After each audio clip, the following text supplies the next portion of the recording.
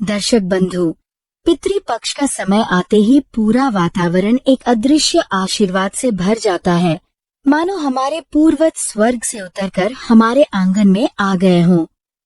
परंपराओं में कहा गया है कि इस दौरान की गई छोटी सी गलती भी पूरे परिवार पर भारी पड़ सकती है। ऋषियों मुनियों ने कुछ ऐसे नियम बताए हैं जिनका पालन करना हर घर के लिए अनिवार्य है। विशेषकर जब चंद्र ग्रहण पितृपक्ष के समय पड़ता है तो वह क्षण साधारण नहीं होता। उस घड़ी में किए गए हर कर्म का सीधा असर हमारे पितरों तक पहुंचता है।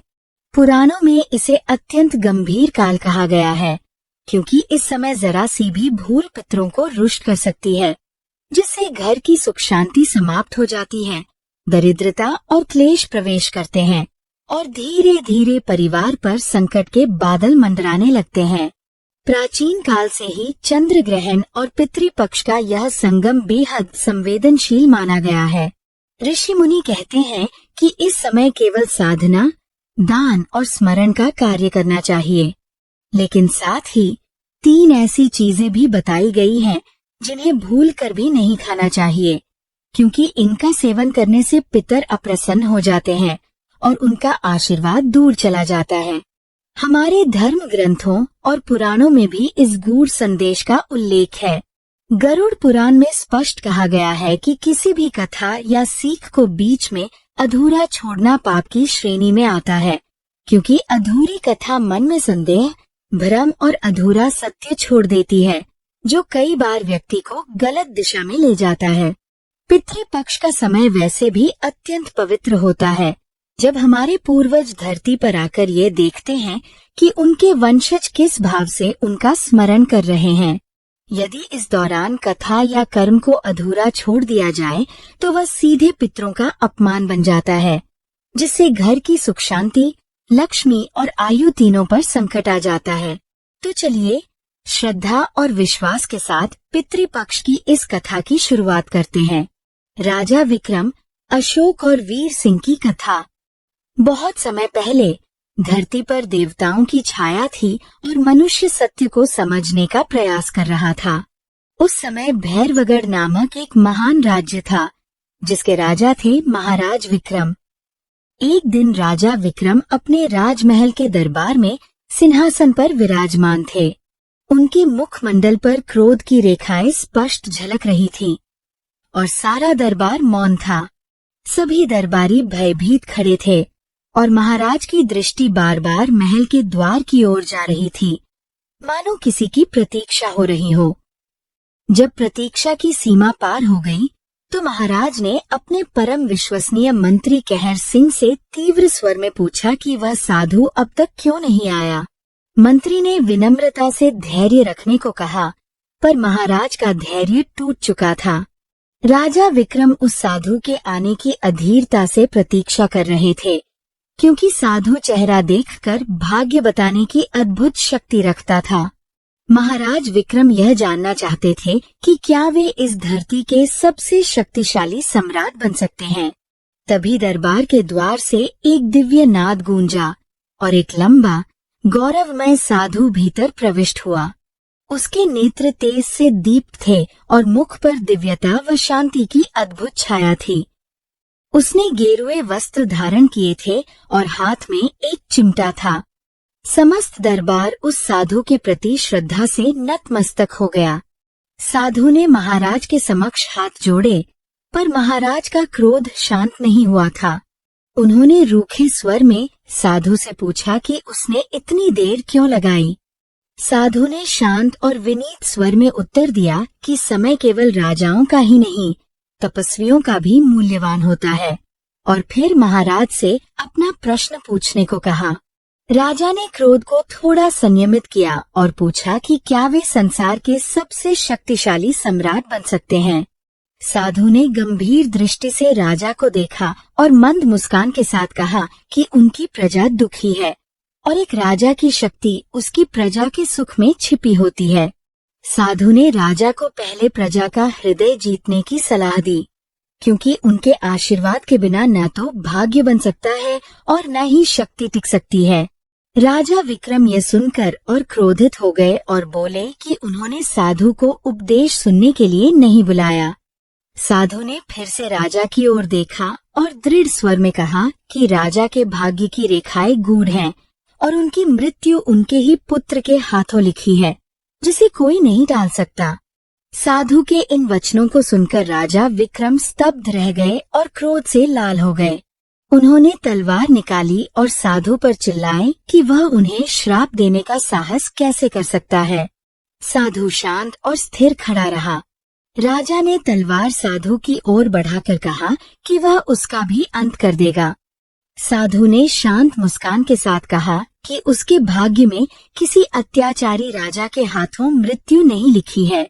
साधु के इन वचनों से राजा का क्रोध और भड़क उठा। राजा तलवार लेकर साधु की ओर बढ़े, तभी एक अलौकिक चमत्कार हुआ। साधु के चारों ओर रंग बिरंगी किरणें प्रकट हुईं और उसकी देह से एक दिव्य तेज निकलने लगा। साधु धीरे धीरे एक पवित्र मंत्र जपने लगा और फिर उसी तेज में विलीन हो गया। साधु के अलौकिक रूप से लुप्त हो जाने के बाद दरबार में गहरा मौन छा गया। तभी एक सैनिक दौड़ता हुआ आया और घबराए हुए स्वर में बताया कि पड़ोसी राज्य के राजा आदित्य ने भैरवगढ़ पर हमला कर दिया है और युद्ध के लिए ललकार रहा है। राजा विक्रम का चेहरा कठोर हो गया। उन्होंने अपनी तलवार खींच ली और सिंह की तरह दहाड़ लगाई कि अब युद्ध का समय आ गया है और राजा आदित्य को उसके दुस्साहस की सजा मिलेगी। राजा विक्रम अपनी सेना के साथ महल से बाहर निकले, जहां राजा आदित्य अपनी विशाल सेना के साथ खड़ा था। दोनों राजाओं के बीच भीषण युद्ध आरंभ हुआ। महाराज विक्रम अपनी तलवार से शत्रुओं को धराशायी करते जा रहे थे। अंततः राजा आदित्य और विक्रम का आमना सामना हुआ। विक्रम ने आदित्य पर वार किया और आदित्य घायल होकर भूमि पर गिर पड़े। अपनी अंतिम सांस लेते हुए आदित्य ने कांपते स्वर में कहा कि अधर्म की विजय अधिक दिन नहीं टिकती और विक्रम का अंत उसके ही कुल से होगा। विजय के पश्चात राजा विक्रम अपने भव्य दरबार में लौटे, लेकिन उनके कानों में राजा आदित्य के अंतिम शब्द गूंज रहे थे। उनके मन में डर और व्याकुलता के बीज अंकुरित होने लगे। उनके हृदय में अहंकार का दीप जल उठा था। उन्होंने आदेश दिया कि राजा आदित्य के राज्य में यह घोषणा कर दी जाए कि उनका राजा अब जीवित नहीं रहा और उसके बाद उनके कुल का नाश कर दिया जाए। उधर राजा आदित्य के महल में कोहराम मच गया। महल के राजगुरु एक गुप्त कक्ष के बाहर चिंतातुर खड़े थे। तभी एक दासी एक नवजात शिशु को गोद में लिए बाहर आई और बताया कि रानी चंद्रलेखा ने एक सुंदर पुत्र को जन्म दिया है। राजगुरु ने नवजात शिशु को देखा और पीड़ा से कहा कि ये गंभीर और दुखद घड़ी है, क्योंकि महाराज आदित्य अब इस लोक में नहीं रहे और विक्रम ने उनके कुल का अंत करने का आदेश दिया है। दासी ने पूछा कि वे क्या करें। राजगुरु ने दृढ़ निश्चय के साथ कहा कि यह बालक केवल रानी का पुत्र नहीं, महाराज आदित्य की अंतिम ज्योति है और इसे किसी भी कीमत पर सुरक्षित करना होगा। महल के द्वारों पर सैनिकों की धमक सुनाई देने लगी। राजगुरु ने शीघ्रता से दासी को रानी चंद्रलेखा और बालक को गुप्त सुरंग से निकालने का संकेत दिया। दासी ने बालक को हृदय से लगाया और अंधेरे में महल की छिपी हुई राहों से निकल गई। राजा विक्रम की सेना ने महल को चारों ओर से घेर लिया था। एक कक्ष में रानी चंद्रलेखा अपने नवजात को गोद में लिए बैठी थी, चिंता और भय से घिरी हुई। सैनिक दरवाजे तोड़ने लगे और एक सैनिक ने दूसरे से कहा कि यह बालक राजा आदित्य का उत्तराधिकारी है और इसे जीवित नहीं छोड़ना चाहिए। एक सैनिक ने दासी की ओर झपट्टा मारा और बालक को उसकी गोद से छीन लिया। शिशु का रुदन कक्ष में गूंज उठा। दासी ने रोकने की पूरी कोशिश की, पर सैनिकों की निर्दयता के आगे वह कुछ न कर सकी और तलवार के वार से भूमि पर गिर पड़ी। यह दृश्य देखकर रानी चंद्रलेखा की चीख निकल गई। राजगुरु ने तुरंत स्थिति को भांप लिया, दरवाजा बंद किया और रानी से कहा कि शिशु सैनिकों ने छीन लिया है और उन्हें शीघ्र इस मृत्युपाश से निकलना होगा। रानी रोते हुए अपने पुत्र के बारे में पूछने लगी। राजगुरु ने धैर्य रखने को कहा और कक्ष के एक कोने की ओर इशारा करते हुए बताया कि वहां से एक गुप्त सुरंग जंगल की ओर जाती है, जिसे महाराज आदित्य ने संकट की घड़ी के लिए बनवाया था। रानी चंद्रलेखा का हृदय वेदना और आंसुओं से चूर चूर हो गया था। राजगुरु ने उन्हें समझाया कि उनके स्वामी का बलिदान व्यर्थ नहीं जा सकता और उनका पुत्र एक दिन न्याय का दीपक बनकर प्रतिशोध लेगा। रानी ने अश्रु पोंछे और निश्चय की ज्वाला उनकी आंखों में जाग उठी। राजगुरु उन्हें उस गुप्त द्वार तक ले गए और एक भारी पत्थर हटाकर सकरी सुरंग में प्रवेश करने को कहा। रानी ने एक बार उस कक्ष की ओर देखा जहां उनके पुत्र को छीना गया था और फिर दृढ़ हृदय से अंधेरे मार्ग में प्रवेश कर लिया। इधर जंगल में राजा विक्रम के 2 सैनिक नवजात बालक को लेकर जा रहे थे। पहले सैनिक ने पूछा कि इसका क्या करना है, तो दूसरे ने कहा कि इसे झाड़ियों में फेंक देते हैं ताकि भूख, प्यास और जंगली जानवर इसका काम तमाम कर दें।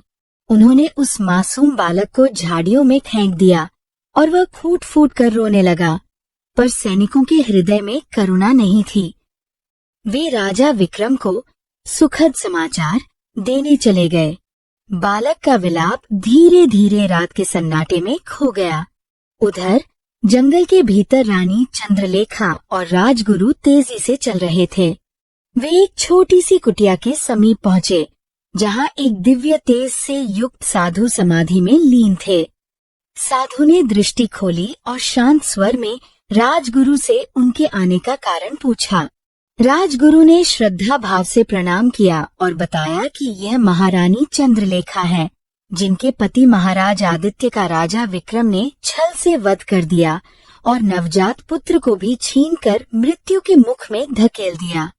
साधु ने गहरी सांस ली और कहा कि जो हो चुका है वह विधाता की इच्छा थी, पर प्रत्येक अंधकार के बाद प्रकाश आता है। उन्होंने चंद्रलेखा को अपनी कुटिया में रहने और उनकी रक्षा करने का आश्वासन दिया। महारानी चंद्रलेखा साधु की करुणा से भरी वाणी सुनकर फूट फूट कर रो पड़ी। साधु ने उन्हें सांत्वना दी और कहा कि प्रभु के लीला पथ गूढ़ होते हैं। जहां अंत दिखता है वहीं एक नई शुरुआत छिपी होती है। चंद्रलेखा ने कहा कि उनके प्रिय पति और पुत्र दोनों छीन लिए गए। साधु ने दयालुता से कहा कि जीवन में जो भी होता है व्यर्थ नहीं होता और उनके पुत्र को ईश्वर ने किसी विशेष कार्य के लिए भेजा है। यदि उनके भाग्य में पुत्र से पुनः मिलन लिखा है तो वह अवश्य मिलेगा। उन्होंने रानी से धैर्य, भक्ति और विश्वास रखने को कहा, क्योंकि यदि भगवान ने उन्हें जीवित रखा है तो उनका कर्म अभी पूर्ण नहीं हुआ है। रानी ने अपने आंसू पोंछे और साधु के चरणों में झुककर आशीर्वाद मांगा। साधु ने आशीर्वाद देते हुए कहा कि उनका पुत्र भाग्यशाली है, उसका जीवन समाप्त नहीं हुआ है और वह संसार में कोई बड़ा कार्य करने आया है। उस रात्रि वहां एक नए विश्वास का जन्म हो रहा था। महारानी चंद्रलेखा की आंखों में अब आंसू नहीं, बल्कि दृढ़ निश्चय का तेज था अपने पुत्र को खोजने और अपने स्वामी की मृत्यु का प्रतिशोध लेने का। रात्रि गहरी और शांत थी, पर राजा विक्रम के मन में गहरी हलचल थी। वे अपनी रानी सुलेखा के कक्ष के बाहर बेचैनी से टहल रहे थे, यह सोचकर कि वे एक पुत्र के पिता बनने वाले हैं, जो उनके सिंहासन का उत्तराधिकारी बनेगा। तभी कक्ष का द्वार चरमराया और एक दासी ने कांपते हुए बताया कि रानी सुलेखा ने पुत्र को जन्म दिया है। राजा विक्रम ने दासी के स्वर में भय भांप लिया और कठोर स्वर में पूछा कि वह इतनी डरी हुई क्यों है। दासी ने राजा से स्वयं कक्ष में जाकर अपने पुत्र को देखने का निवेदन किया। राजा विक्रम को किसी अनहोनी का आभास हुआ। वे तेजी से कक्ष में पहुंचे और जब उनकी दृष्टि पालने में सोए अपने नवजात शिशु पर पड़ी तो उनकी आंखें क्रोध और भय से भर गईं। बालक का चेहरा सामान्य नहीं था, वह अत्यंत क्रूर, विकृत मुख वाला और पेट पर एक बड़ा सा उभार था, जैसे पीड़ा का प्रतीक हो। राजा की सारी इच्छाएं और कल्पनाएं पल भर में चूर चूर हो गईं। उन्होंने स्तब्ध स्वर में कहा कि यह उनका पुत्र नहीं हो सकता, यह कोई अभिशाप है। उन्होंने दासी को घूरते हुए कहा कि यदि यह बात महल के बाहर फैली तो उनकी प्रतिष्ठा मिट्टी में मिल जाएगी। दासी भय से कांपने लगी। राजा विक्रम की आंखों में कठोरता की ज्वाला उठने लगी। उन्होंने तलवार उठाई और उसकी नोक दासी की ओर कर दी। उन्होंने कहा कि वे इस बालक को जंगल में छोड़ देंगे जहां जंगली पशु उसे खा जाएंगे, और यदि दासी ने ये बात किसी को भी बताई तो उसके पूरे कुल को अग्नि में झोंक देंगे। दासी भयभीत हो उठी, उसकी आंखों से आंसू झरने लगे। राजा विक्रम ने अपने ही नवजात पुत्र को गोद में उठाया, जो रो रहा था, पर राजा का हृदय अब पत्थर बन चुका था।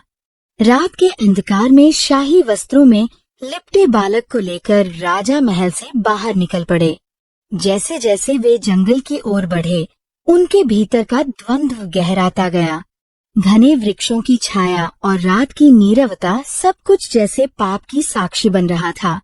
झिंगुरों की आवाज और जुगनुओं की मंद रोशनी उस अंधेरी रात में भी एक प्रश्न पूछ रही थी। राजा के मुख पर दुविधा की रेखाएं थीं। अपना ही खून त्यागने का विचार उनके भीतर टीस पैदा कर रहा था, लेकिन उन्होंने राज्य की मर्यादा को ढाल बनाकर अपनी करुणा को दबा दिया। जैसे ही वे एक झाड़ी के पास पहुंचे जहां वे बालक को छोड़ने वाले थे, उनकी दृष्टि दूर एक और झाड़ी पर पड़ी। वहां एक दूसरा नवजात शिशु शांत भाव से लेटा था। उसका मुख तेजस्वी था, जैसे स्वयं देवताओं ने उसे धरती पर भेजा हो। उसकी त्वचा चांदनी जैसी उज्ज्वल थी और उसका रूप इतना मोहक था कि राजा एक क्षण को श्वास लेना भूल गए। राजा ने धीरे से सोचा, ये बालक किसका है? अचानक उनकी आंखों में लोभ और धूर्तता की झलक आ गई। उन्होंने सोचा, किसी का भी हो पर ये बालक तो सुंदर है। यदि मैं इसे महल ले जाकर रानी को दे दूं और कहूं कि ये हमारा पुत्र है, तो कौन जानेगा सच्चाई और मेरा पुत्र उसे यहीं छोड़ दूं। उन्होंने एक बार अपने पुत्र की ओर देखा। वह अब भी रो रहा था, पर राजा के भीतर का स्वार्थ अब करुणा पर भारी था। उन्होंने अपने ही पुत्र को झाड़ियों में धीरे से रख दिया और उस सुंदर शिशु को गोद में उठा लिया। अब राजा की आंखों में पश्चाताप नहीं, बल्कि एक चालाकी का धुआं था। महल की ओर लौटते हुए उनके भीतर योजनाओं की परतें बनने लगी। उन्होंने निश्चय कर लिया था कि वे सबको यही बताएंगे कि रानी सुलेखा ने एक अनुपम और दिव्य रूप वाला पुत्र जन्मा है। महल पहुंचकर वे सीधे रानी के कक्ष की ओर बढ़े, जहां रानी सुलेखा अभी भी अचेत अवस्था में थी और दासियां उनकी सेवा में लगी थीं। राजा ने उस सुंदर शिशु को एक दासी की गोद में देते हुए कठोर स्वर में कहा कि जब रानी को होश आए तो उनसे कहना कि उन्होंने यही सुंदर बालक जन्मा है, और यदि दासी ने इस विषय में किसी से कुछ भी कहा तो परिणाम अत्यंत गंभीर होंगे। दासी राजा की वाणी में छिपी कठोरता से भयभीत हो गई। उसने सिर झुका लिया और चुपचाप आज्ञा स्वीकार कर ली।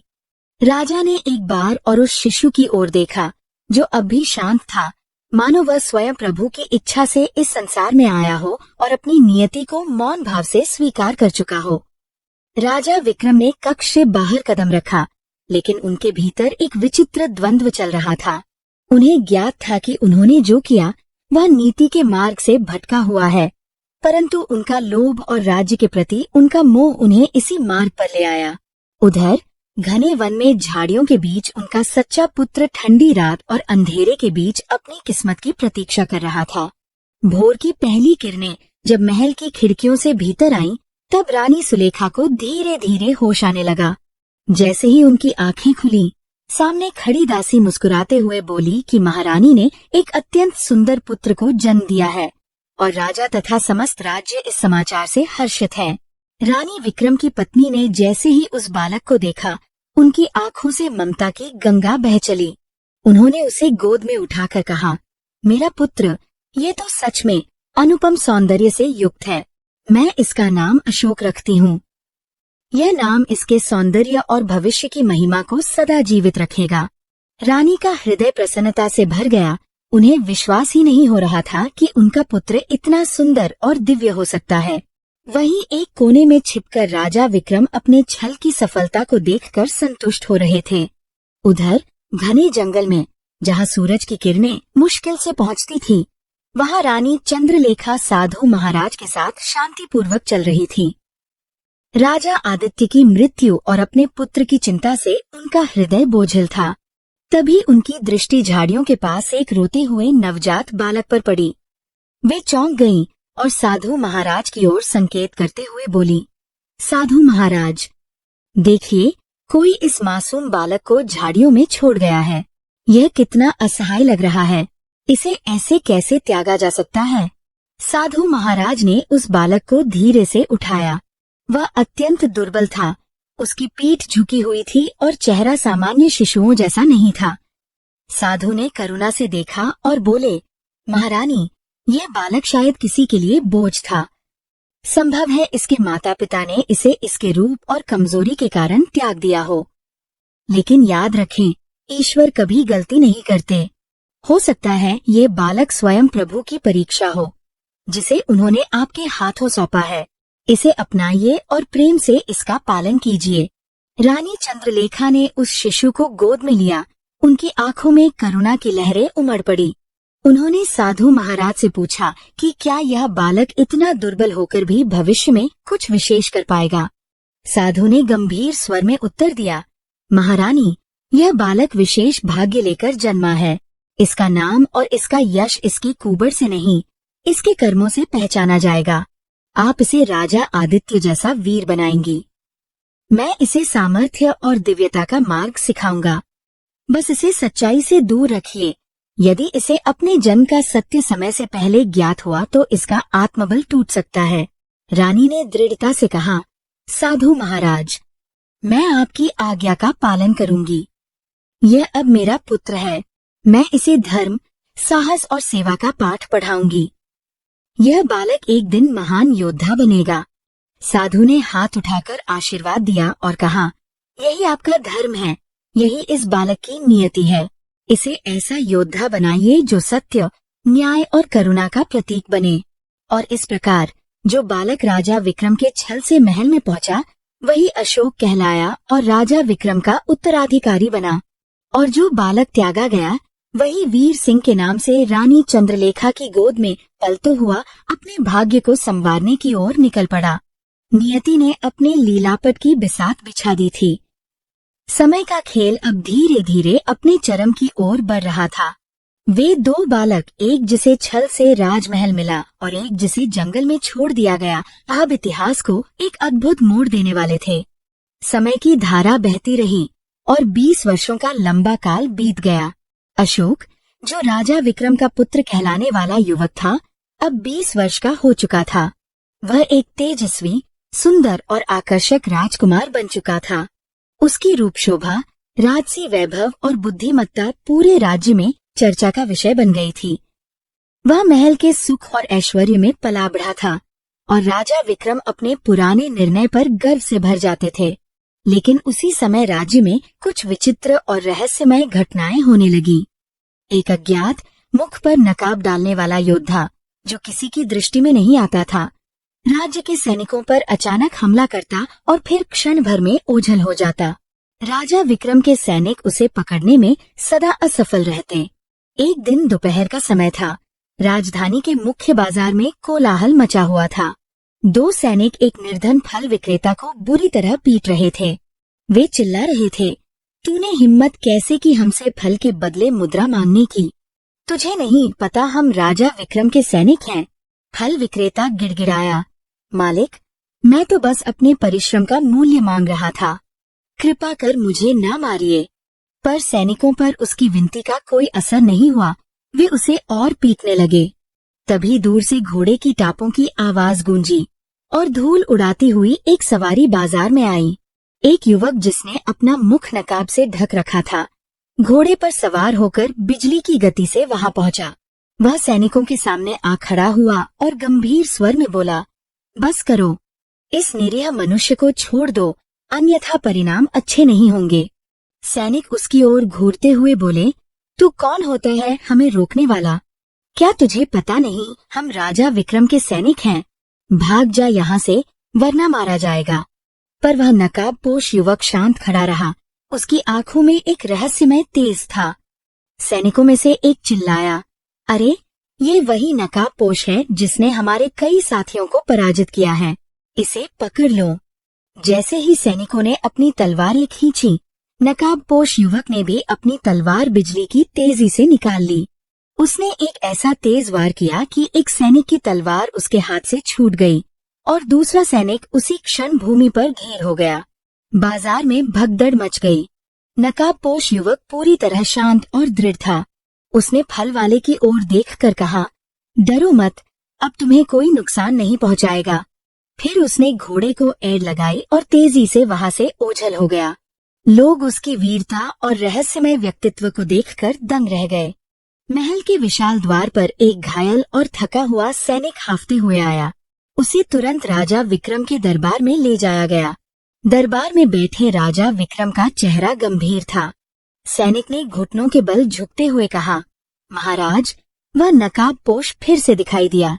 उसने मेरी आंखों के सामने मेरे साथी सैनिक को मार डाला। ये सुनते ही दरबार में हलचल मच गई। राजा विक्रम की भौहें तन गईं। उन्होंने तीखे स्वर में पूछा कि सैनिक ने उसे रोकने की कोशिश क्यों नहीं की। सैनिक ने कांपते स्वर में उत्तर दिया कि उसकी तलवार इतनी तेज और वार इतने घातक थे कि वे कुछ नहीं कर पाए। राजा विक्रम ने गहरी सांस ली। उनका चेहरा क्रोध और चिंता से भर गया।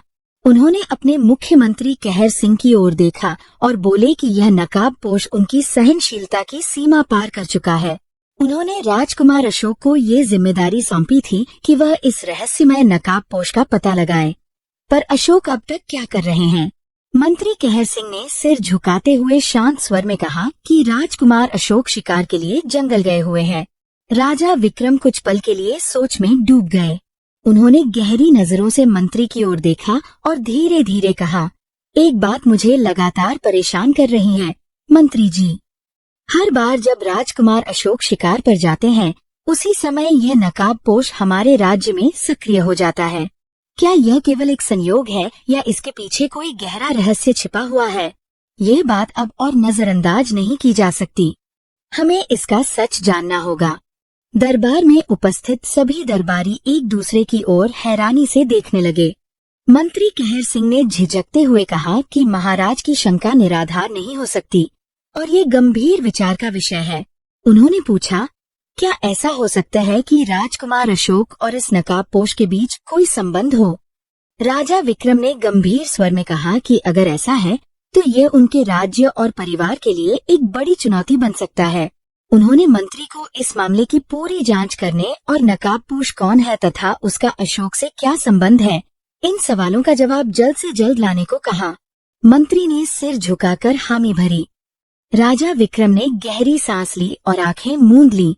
उनके मन में कई सवाल उठ रहे थे। नकाबपोश की पहचान और उसकी मंशा अब पूरे राज्य के भविष्य के लिए एक अनसुलझी पहेली बन चुकी थी। घने जंगल के बीच स्थित रानी चंद्रलेखा का छोटा सा आश्रय आशा और रहस्यों से भरा हुआ था। वहाँ एक ओर रानी चंद्रलेखा अपने पुत्र वीर सिंह के साथ बैठी थी, तो दूसरी ओर साधु महाराज ध्यान रमाए हुए थे। वीर सिंह, जो बचपन से ही अपनी कुबड़ के कारण पीड़ा झेल आया था, आज भी अपने भीतर उठते सवालों से घिरा हुआ था। साधु महाराज ने अपनी बंद आंखें खोली और गहरी दृष्टि से वीर सिंह की ओर देखा। फिर शांत और दिव्य स्वर में बोले, वीर सिंह, आज का दिन तुम्हारे जीवन का सबसे महत्वपूर्ण दिन है। मैंने एक विशेष तप से सिद्ध की हुई दिव्य जड़ी बूटी तैयार की है। इसे पी लेने से न केवल तुम्हारा शरीर बलवान और सुंदर हो जाएगा, बल्कि तुम्हारे भीतर जो आत्मविश्वास और खोई हुई शक्ति है, वह भी पूर्ण रूप से जागृत हो उठेगी। वीर सिंह आश्चर्य में पड़ गया और श्रद्धा से पूछा कि क्या ये जड़ी बूटी सचमुच उसे बदल सकती है।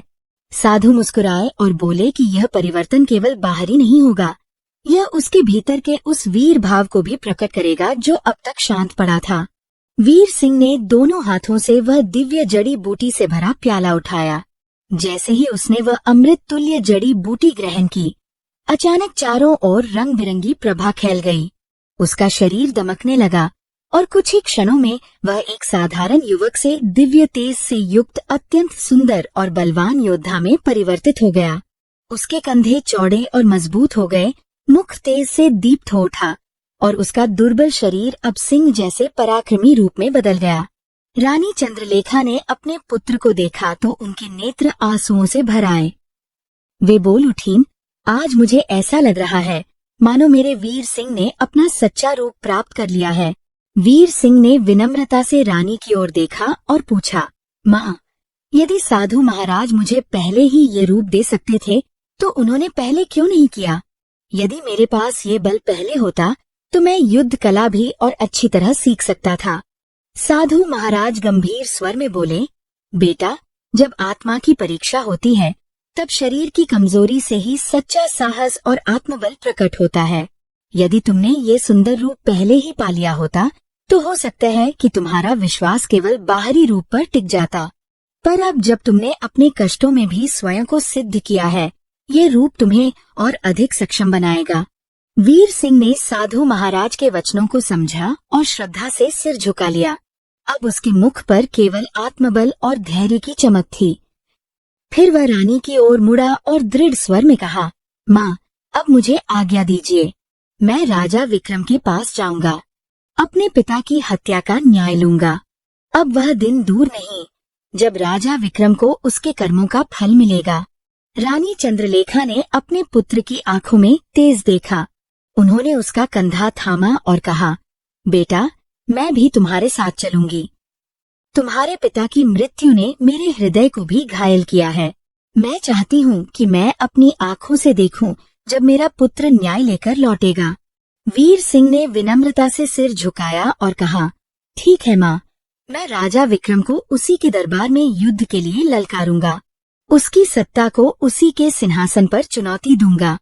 साधु महाराज ने दोनों हाथ आशीर्वाद में उठाए और बोले, जाओ वीर सिंह, ये तुम्हारे जीवन की सबसे कठिन परीक्षा होगी, परंतु स्मरण रखना, सत्य, धैर्य और साहस तुम्हारे साथ है। यही तुम्हारी सबसे बड़ी शक्ति है, वही तुम्हें विजय दिलाएगी। वीर सिंह और रानी चंद्रलेखा ने साधु महाराज के चरणों में झुककर प्रणाम किया और अपने उद्देश्य की ओर निकल पड़े।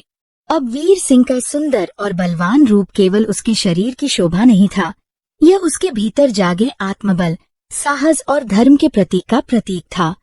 उसका संकल्प स्पष्ट था, अपने पिता की हत्या का प्रतिशोध लेना और अधर्म का नाश कर धर्म की स्थापना करना।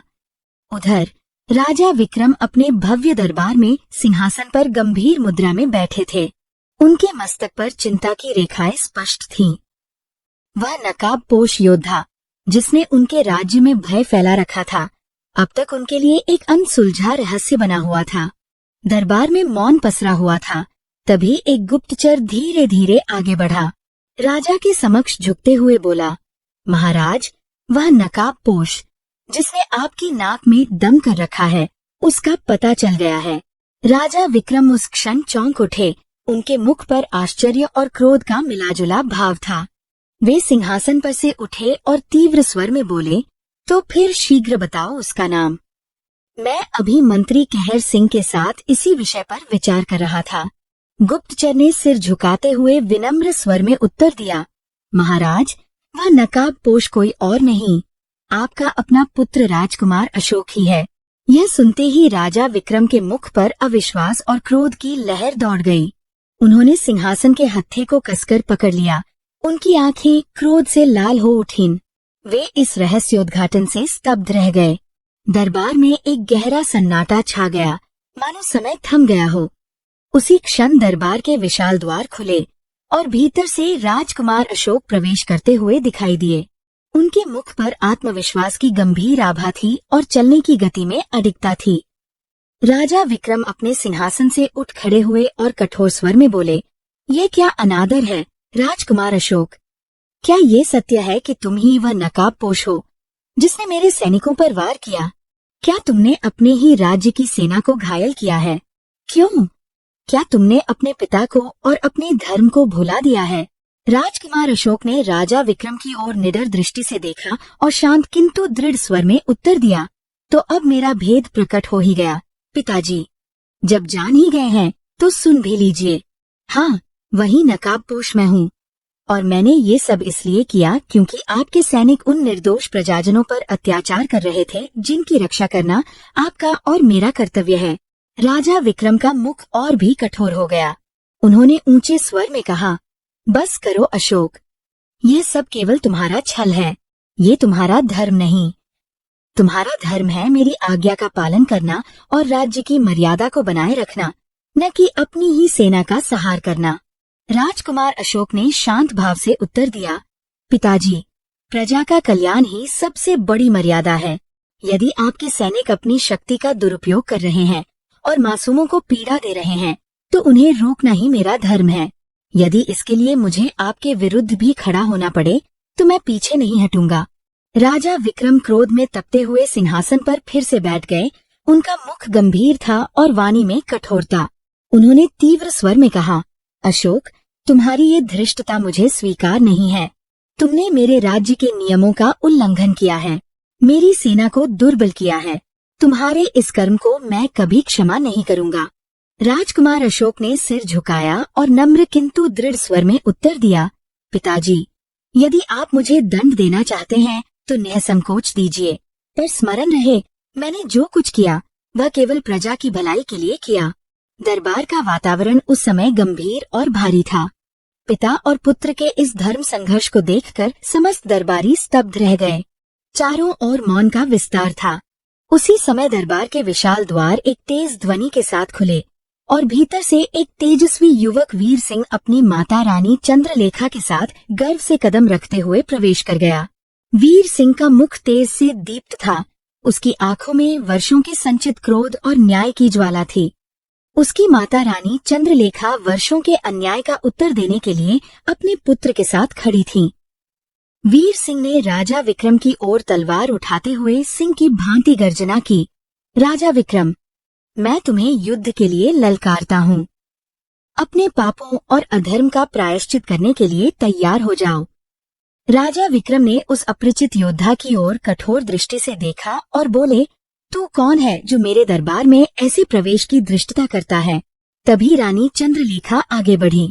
उन्होंने गर्व और पीड़ा से मिश्रित स्वर में कहा, राजा विक्रम, यह मेरा पुत्र वीर सिंह है और मैं हूँ चंद्रलेखा, राजा आदित्य की विधवा पत्नी।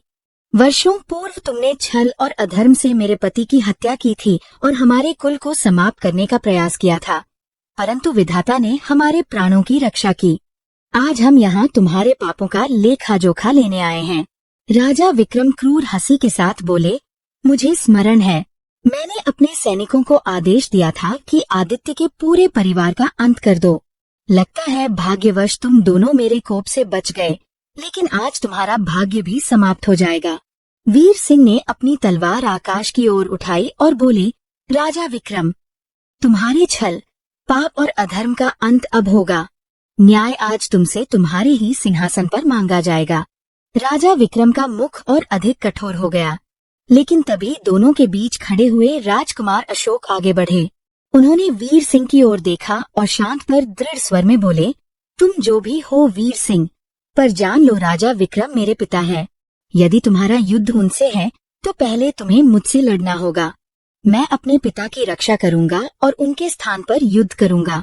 वीर सिंह ने व्यंग्य भरे स्वर में कहा, क्या तुम्हारे पिता ने चूड़ियां पहन रखी हैं जो स्वयं युद्ध करने से पीछे हट रहे हैं?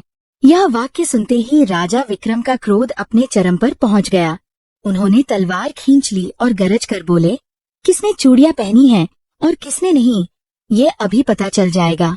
मैं स्वयं तुम्हें युद्ध में पराजित कर तुम्हारे अहंकार को भस्म कर दूंगा। दरबार के मध्य एक भयंकर युद्ध आरंभ हो गया। तलवारों के टकराने की आवाजें चारों ओर गूंज उठीं। दोनों योद्धा, एक वृद्ध अनुभव युक्त सम्राट और दूसरा युवा साहसी योद्धा, अपनी अपनी शक्ति और पराक्रम का परिचय दे रहे थे। राजा विक्रम अपने वर्षों के युद्ध कौशल और अनुभव से वीर सिंह पर भारी पड़ने का प्रयास कर रहे थे, लेकिन वीर सिंह के भीतर तप और त्याग की शक्ति थी। उसने साहस, गति और धर्म के बल से राजा विक्रम को कड़ी टक्कर दी। कुछ ही क्षणों में वीर सिंह ने अपने तेज और अद्वितीय युद्ध कौशल से राजा विक्रम को परास्त कर दिया। राजा विक्रम घायल होकर भूमि पर गिर पड़े। दरबार में मौन छा गया। सभी की आंखें यह दृश्य देखकर विस्मित रह गईं। राजकुमार अशोक दौड़कर अपने पिता के पास पहुंचे और उन्हें सहारा देकर उठाने का प्रयास करने लगे। उन्होंने शांत और करुण स्वर में कहा, पिताजी, ये वही खल है जो आपने वर्षों से प्रजा पर किए अन्याय से अर्जित किया है। आपने निर्दोषों को सताया, उनकी करुण पुकारों को अनसुना किया। आज वही पीड़ा आपके सम्मुख प्रतिशोध बनकर खड़ी है। राजा विक्रम ने अशोक की वाणी सुनी और पहली बार उनके हृदय में पश्चाताप का सागर उमड़ पड़ा। उनके मुख पर पछतावे और आत्मग्लानि की रेखाएं स्पष्ट झलक उठीं। उन्होंने अनुभव किया कि उनके अधर्म ने न केवल उनके राज्य बल्कि उनके स्वयं के पुत्र और परिवार को भी अंधकार में धकेल दिया है। दरबार अब भी मौन था। इसी बीच आकाश में एक अलौकिक दृश्य प्रकट हुआ। स्वर्ण और रत्नों जैसी रंग बिरंगी किरणें धीरे धीरे धरती की ओर उतरने लगी। उन किरणों के मध्य से एक दिव्य पुरुष, एक साधु प्रकट हुए। उनका मुख तेजस्वी था, नेत्रों में करुणा और मुख पर गंभीरता की झलक। उनकी उपस्थिति से पूरा दरबार आलोकित हो गया। जो जहाँ खड़ा था वही श्रद्धा से झुक गया। साधु ने राजा विक्रम की ओर गंभीर दृष्टि डाली और गहरी तपोमय वाणी में कहा, राजा विक्रम, आज तुम्हारे कर्मों का परिणाम तुम्हारे सामने खड़ा है। आज न्याय ने अपने उत्तरदायी को पहचान लिया है।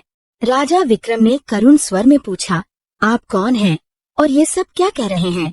साधु ने अपना स्वर और भी गंभीर करते हुए कहा, मैं वही हूँ जिसने वर्षों पूर्व राजा आदित्य के कुल को विनाश से बचाने का प्रयत्न किया था। आज समय तुम्हें सत्य से परिचित कराना चाहता है। वीर सिंह, जिसने आज तुम्हें पराजित किया, और अशोक, जिसे तुम अपना पुत्र मानते रहे, ये दोनों तुम्हारे ही कर्मों की लीला है। फिर साधु ने आगे कहा, अब ध्यान से सुनो राजा विक्रम। साधु ने गंभीर स्वर में आगे कहा, वर्षों पहले तुम्हारे ही आदेश पर तुम्हारे सैनिकों ने राजा आदित्य के परिवार को मिटाने का प्रयास किया था। वे उसके नवजात पुत्र को उठाकर निर्जन जंगल में फेंक आए थे। उसी समय तुमने अपने ही उस बदसूरत बालक को, जिसे देखकर तुम्हारा मन विचलित हो गया था, झाड़ियों में छोड़ देने का निर्णय लिया था। परंतु नियति ने एक अद्भुत लीला रच दी। जिस शिशु पर तुम्हारी दृष्टि पड़ी, जिसे तुमने उसकी सुंदरता के कारण महल में लाकर पाला, वह और कोई नहीं, राजा आदित्य का पुत्र था। राजा विक्रम, अशोक, वीर सिंह और रानी चंद्रलेखा सभी स्तब्ध रह गए। उनके मुखों पर आश्चर्य और अविश्वास स्पष्ट था। साधु ने शांत भाव से अपनी वाणी को आगे बढ़ाया और कहा, और वह बालक जिसे तुमने त्याग दिया था, उसकी परवरिश रानी चंद्रलेखा ने की। उन्होंने उसे स्नेह, जड़ी बूटियों और तप से न केवल जीवित रखा, बल्कि उसे सुंदर और बलशाली बना दिया। वीर सिंह, जिसे तुम अपना शत्रु समझते हो, वह तुम्हारा सच्चा पुत्र है। और अशोक, जिसे तुमने अपने पुत्र की तरह पाला, वह राजा आदित्य का पुत्र है। देखा राजा विक्रम, ये वही लीला है जिसे विधाता ने लिखा है। तुम्हारे कर्मों ने ही तुम्हारे जीवन की यह कथा रची। साधु की बात सुनकर राजा विक्रम की आंखों में पश्चाताप के आंसू आ गए। उनका स्वर कांप उठा। क्या यह सच है? वीर सिंह मेरा पुत्र है और अशोक राजा आदित्य का पुत्र। मैंने अपना जीवन छल, पाप और अन्याय में बिता दिया। क्या मेरे लिए अब कोई क्षमा नहीं है? साधु ने शांतिपूर्ण भाव से उत्तर दिया, राजा विक्रम, हर प्राणी को अपने कर्मों का फल मिलता है। तुम्हारे पाप और अत्याचारों का यही परिणाम है। ये तुम्हारे जीवन का अंतिम मोड़ है। इतना कहकर साधु ने अपनी दोनों हथेलियां आकाश की ओर उठाईं। उनके चारों ओर दिव्य रंगों की प्रभा फैलने लगी और फिर वे उसी प्रकाश के मध्य धीरे धीरे अदृश्य हो गए। साधु के जाते ही राजा विक्रम की आंखों से पश्चाताप की धारा बह चली। उन्होंने कांपते हुए वीर सिंह और अशोक की ओर देखा, फिर धीरे से अंतिम सांस ली और उनका जीवन उनके अत्याचारों के साथ समाप्त हो गया। राजा विक्रम के निधन के साथ ही उनके अन्यायपूर्ण शासन का अंत हो गया। दरबार मौन हो गया। हर चेहरा एक अजीब भावना में डूबा हुआ था। वीर सिंह और राजकुमार अशोक एक दूसरे की ओर देख रहे थे। उनकी आंखों में पीड़ा, भ्रम और कई प्रश्न थे। तभी अशोक की दृष्टि रानी चंद्रलेखा पर पड़ी। वह धीरे से बुदबुदाया, तो आप मेरी माँ हैं और जिन्होंने मुझे पाला वो मेरी माँ नहीं, अशोक के इन उलझे शब्दों को सुनकर रानी चंद्रलेखा की आंखें भर आईं। वह आगे बढ़ी और स्नेह से बोली, हाँ बेटा, मैं तुम्हारी सगी माँ हूँ, लेकिन जिसने तुम्हें पाला, जिसने तुम्हें प्यार और संस्कार दिए, वह भी माँ ही है। मातृत्व केवल रक्त से नहीं, हृदय से होता है। वीर सिंह की आंखें भर आईं। वह कांपते स्वर में बोला, और आप मेरी माँ नहीं हैं। मैंने अपने ही पिता की हत्या कर दी। क्या इससे बड़ा कोई पाप हो सकता है? रानी चंद्रलेखा ने तुरंत उसका हाथ थामा और बोली, नहीं बेटा, तुमने पाप नहीं किया। तुमने एक निर्दयी राजा का अंत किया, जिसने न जाने कितनों पर अत्याचार किए। वह राजा जो केवल सिंहासन का भूखा था। तुमने धर्म का साथ दिया। फिर उन्होंने दोनों पुत्रों की ओर देखकर दृढ़ स्वर में कहा, तुम दोनों मेरे बेटे हो। नियति ने हमें अलग किया था, लेकिन आज ईश्वर ने हमें फिर से एक किया है। अब अतीत को भुला दो। तुम्हारा धर्म अब इस राज्य की सेवा करना है। अशोक और वीर सिंह ने एक दूसरे की आंखों में देखा।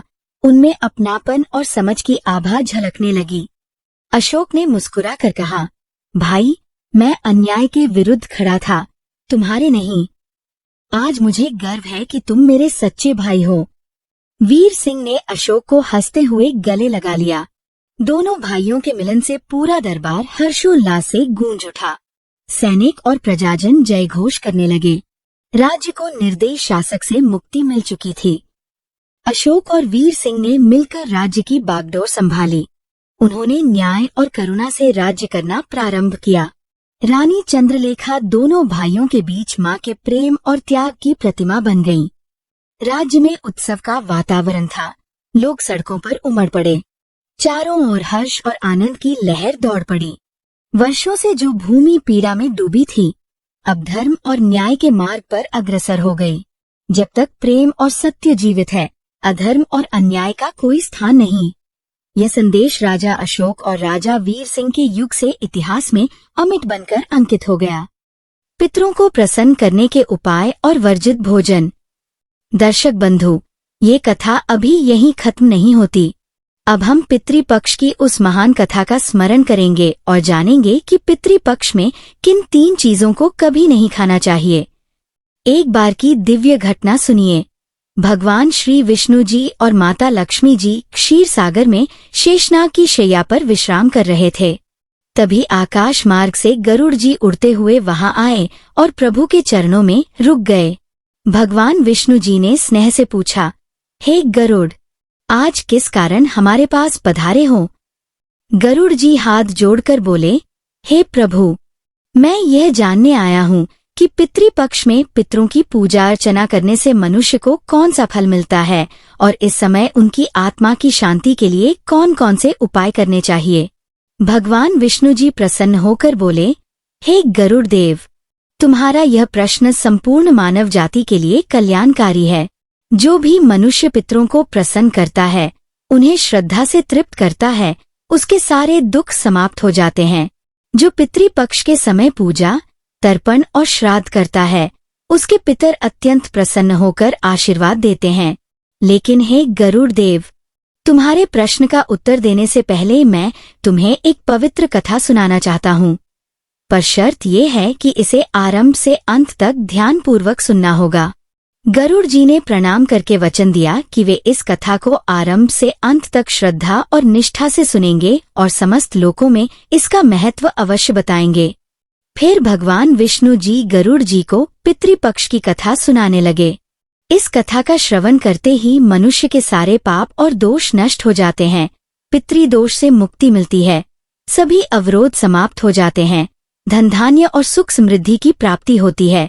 संतानहीन को संतान का सुख मिलता है और घर परिवार में शांति व मंगलमय वातावरण स्थापित होता है। भगवान विष्णु जी ने आगे कहा, हे गरुड़, किसी समय एक नगर में रुचि नामक राजा राज्य करते थे। वह राजा सांसारिक मोहमाया को त्याग कर ब्रह्मचर्य का पालन करने लगे। उन्होंने महल छोड़ दिया और पृथ्वी पर विचरण करने लगे। भोजन भी केवल एक समय करते और वैराग्य में लीन रहते। उनके इस त्याग को देखकर उनके पितर बहुत चिंतित हुए। उन्हें भय होने लगा कि यदि राजा रुचि ऐसे ही वैराग्य में जीवन बिताएंगे तो वंश आगे नहीं बढ़ पाएगा। पितरों ने आपस में विचार किया और एक दिन जब ऋषि रुचि ध्यान और तपस्या में लीन थे, तभी उनके समस्त पितर वहां प्रकट हो गए। थोड़ी देर बाद जब रुचि ने आंखें खोलीं तो उन्होंने अपने सामने 4 दिव्य आत्माओं को खड़ा देखा। उन्होंने प्रणाम किया और विनम्रता से पूछा कि वे कौन हैं और किस कारण से दर्शन देने पधारे हैं। तब उन दिव्य आत्माओं ने कहा, हे पुत्र, हम तुम्हारे पितृगण हैं। हम तुम्हारे इस वैराग्यपूर्ण आचरण से अत्यंत दुखी हैं, इसी कारण आज हम तुमसे मिलने आए हैं। अपने पितरों की बात सुनकर रुचि ने पुनः प्रणाम किया और आदरपूर्वक पूछा कि उनके किस आचरण से उन्हें दुख हुआ है। तब पितृगण बोले, हे पुत्र, आज तक तुमने विवाह क्यों नहीं किया? विवाह स्वर्ग और मोक्ष प्राप्ति का उत्तम मार्ग है। गृहस्थ जीवन के बिना मनुष्य पूर्णता को नहीं पा सकता। गृहस्थ होकर ही देवताओं और पितरों की पूजा, तर्पण, यज्ञ और दान संभव होते हैं। विवाह और संतान के बिना तुम देवताओं और पितरों के ऋण से मुक्त नहीं हो सकते। तुम संतान के बिना स्वर्ग कैसे प्राप्त करोगे? फिर पितृगण आगे बोले, हे पुत्र, देव पूजा, पितृतर्पण और अंत में संन्यास, ये सब मिलकर ही स्वर्ग की प्राप्ति का मार्ग बनाते हैं। परंतु यदि विवाह नहीं किया तो मृत्यु के बाद तुम्हें नरक का सामना करना होगा और अगले जन्मों में भी कष्ट सहने होंगे। अपने पितरों की बातें सुनकर ऋषि रुचि ने कहा, हे पितरों, विवाह करना दुखदायी है, इससे पाप बढ़ते हैं और अंत में अधोगति मिलती है। इसी विचार से मैंने विवाह नहीं किया। स्त्री संग से मुक्ति नहीं मिलती। जो व्यक्ति अविवाहित रहकर विद्या प्राप्त करता है और ज्ञान से अपनी आत्मा को शुद्ध करता है, वही श्रेष्ठ है। पितृगण बोले, हे पुत्र, तुम्हारी बात उचित है, किंतु यह पूर्ण कल्याण का मार्ग नहीं है। यज्ञ, दान और तप के द्वारा अमंगल दूर होता है। शुभ और अशुभ कर्म यदि खल की इच्छा से रहित हों तो वे बंधन नहीं बनते। रुचि ने कहा कि वेदों में कर्म मार्ग अविद्या और माया का ही समर्थन करता है, तो फिर वे उसे विवाह के लिए क्यों प्रेरित कर रहे हैं? पितृगण धैर्य से बोले, हे पुत्र, ये सत्य है कि कर्म अविद्या का कारण बन सकता है, पर विद्या प्राप्त करना भी तो एक कर्म है। शास्त्रों में जो विहित कर्म बताए गए हैं, उनका पालन सज्जन अवश्य करते हैं। इन्हीं कर्मों से मोक्ष प्राप्त होता है। शास्त्रों में विवाह को भी पुरुष का धर्म बताया गया है। बिना विवाह और संतान के मोक्ष नहीं मिलता।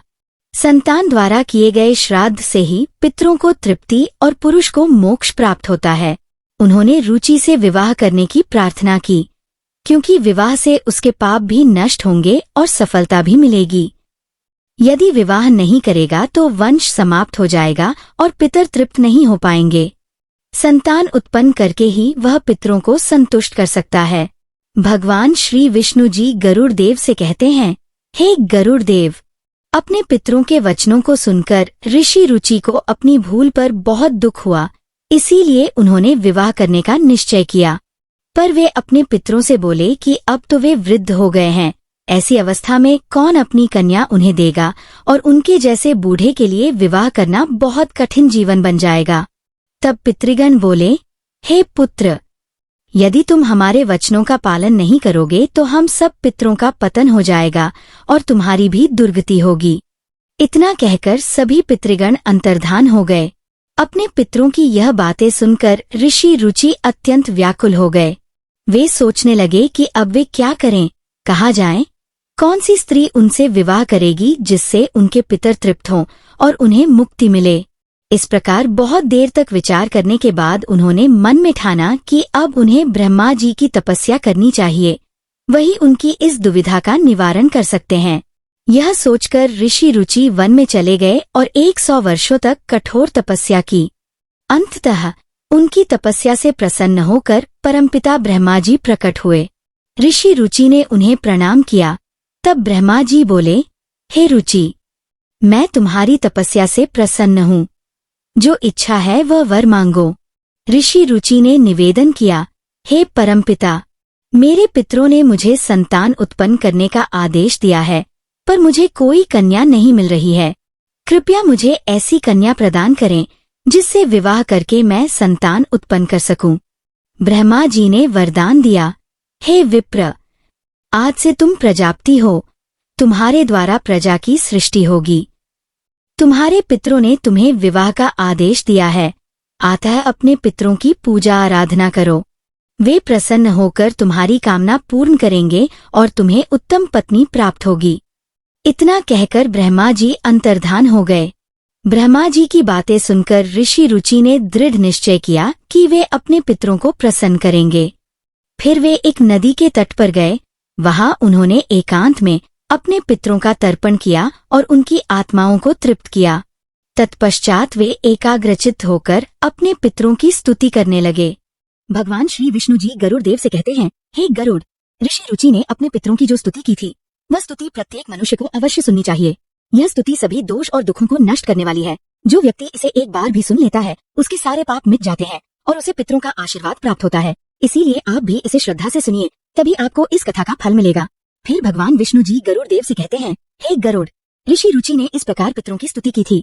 जो आदि देवता रूप में विद्यमान हैं, जो श्राद्ध के अवसर पर श्रद्धा से तृप्त होते हैं, उन सभी पितरों को मैं प्रणाम करता हूँ। स्वर्ग में स्थित महर्षिगण जिन्हें मानसिक श्राद्ध से तृप्त करते हैं, उन पितरों को भी मैं प्रणाम करता हूँ। अग्निवश, आगिन और सोमपति पितृगण इस श्राद्ध से संतुष्ट होकर तृप्त हों।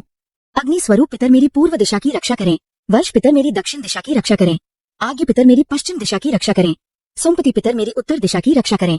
ये सभी पितृगण भूत प्रेत, राक्षस और असुरों के दोषों से हमारी रक्षा करें। विश्व, विश्वभूक, आराध्य, धर्म, धन्य, शुभंध, भूति और कृत नामक 9 पितृगण, कल्याण, कलधर, आश्रय, कलता, हेतु और अनग नाम 6 पितृगण, वर, वरेण्य, वृद्ध, तष्टि, पुष्टि, विश्वप्ति और धाता नामक 7 पितृगण, तथा पाप विनाशक महात्मा, महित, महिमावान और महाबल नाम 5 पितृगण। यह सब पितृगण धर्म में स्थित होकर हमें सुख और कल्याण प्रदान करें। उसी समय एक दिव्य प्रकाश प्रकट हुआ। वह प्रकाश आकाश मंडल में फैलकर पूरे जगत को अपने तेज से आच्छादित करने लगा।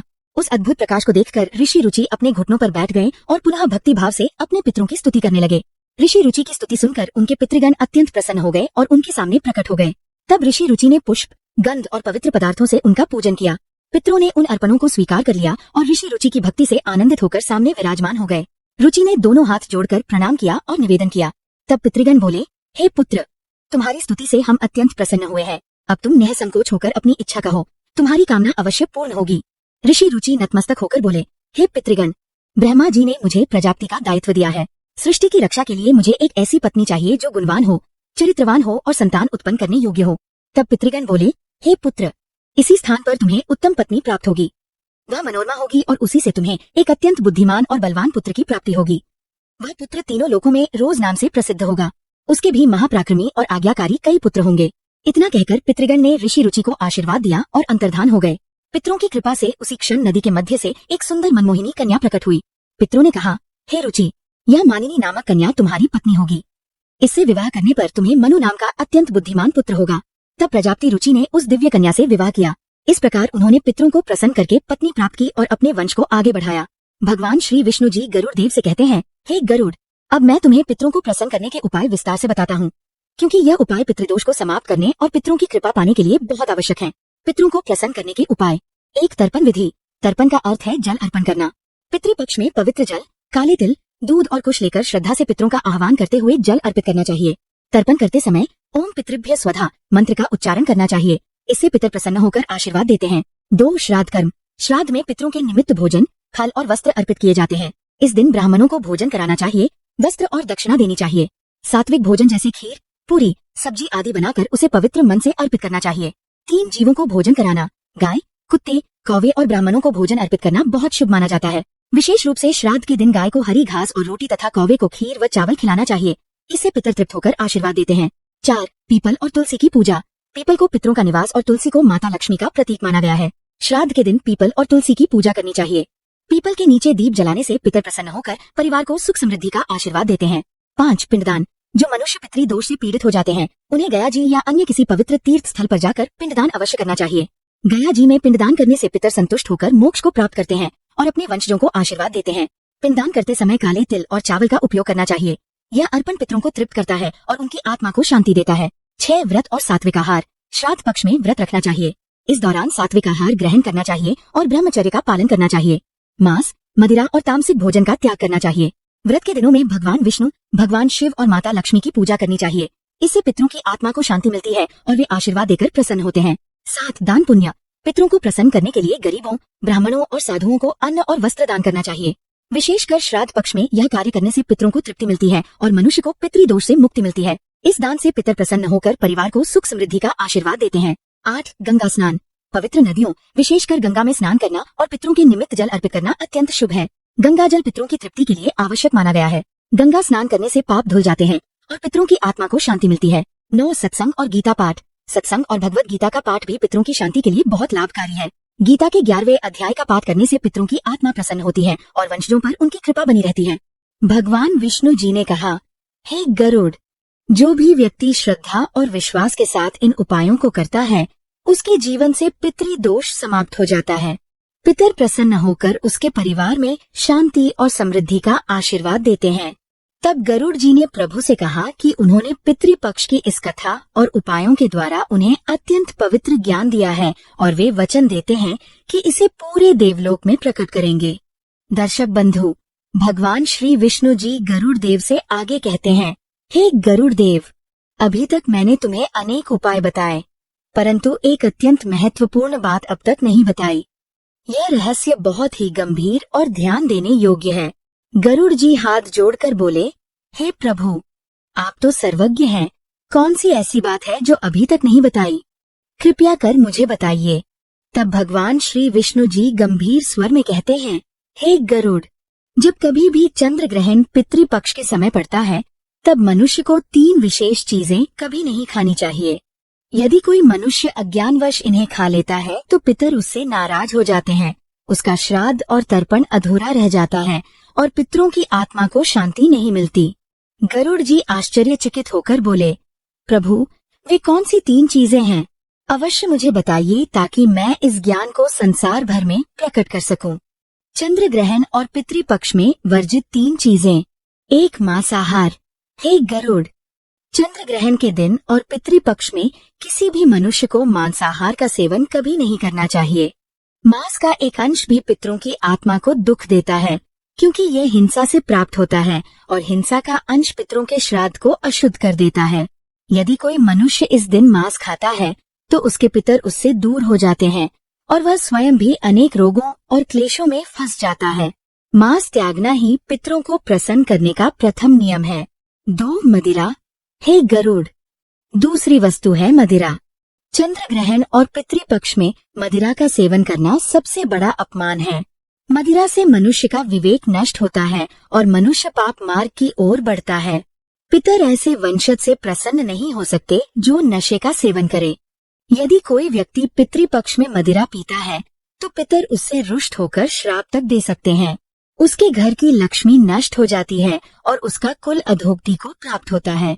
3. तामसिक भोजन। हे गरुड़, तीसरी वस्तु है तामसिक भोजन।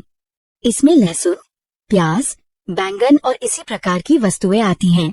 यह भोजन मनुष्य के भीतर पवित्रता को नष्ट करता है। चंद्र ग्रहण पर और पितृपक्ष में यदि कोई मनुष्य तामसिक भोजन करता है तो उसकी आत्मा मलिन हो जाती है, पितरों का तर्पण अशुद्ध हो जाता है और उनकी कृपा नहीं मिलती। तामसिक आहार के कारण मनुष्य के घर में अशांति और कलह उत्पन्न होती है। फिर भगवान श्री विष्णु जी गरुड़ देव से कहते हैं, हे गरुड़, इन 3 वस्तुओं का त्याग करके यदि कोई मनुष्य सात्विक भोजन करे, पवित्रता का पालन करे और श्रद्धा से तर्पण व श्राद्ध करे तो पितर अत्यंत प्रसन्न होते हैं। वे वंशजों को सुख समृद्धि, उत्तम स्वास्थ्य और दीर्घायु का आशीर्वाद देते हैं। लेकिन यदि इन 3 चीजों का सेवन किया जाए तो पितर रुष्ट होकर पीढ़ी दर पीढ़ी दुख का कारण बन जाते हैं। गरुड़ जी ने ये सुनकर गदगद होकर कहा, हे प्रभु, यह रहस्य तो अत्यंत गंभीर है। मैं वचन देता हूँ कि इसे पूरे संसार में, देवलोक में, मानव लोक में और यमलोक तक प्रकट करूंगा ताकि कोई भी मनुष्य पितरों को नाराज करने का पाप न करे। तब भगवान विष्णु जी मुस्कुराते हुए बोले, हे गरुड़, यही धर्म का मार्ग है। पितरों की प्रसन्नता ही वंश का कल्याण है। जो मनुष्य इन नियमों का पालन करता है उसका वंश कभी नष्ट नहीं होता, उसके कुल में सुख, शांति और धन धान्य सदा बना रहता है। मित्रों, इसलिए याद रखिए, पितृपक्ष और चंद्र ग्रहण के दिन मांसाहार न करें, मदिरा का सेवन न करें, तामसिक भोजन जैसे लहसुन, प्याज आदि का त्याग करें। इन 3 बातों को जो मनुष्य ध्यान में रखता है उसके पितर प्रसन्न होकर उसे अखंड आशीर्वाद देते हैं। यही है पितृपक्ष की यह गूढ़ और पवित्र कथा।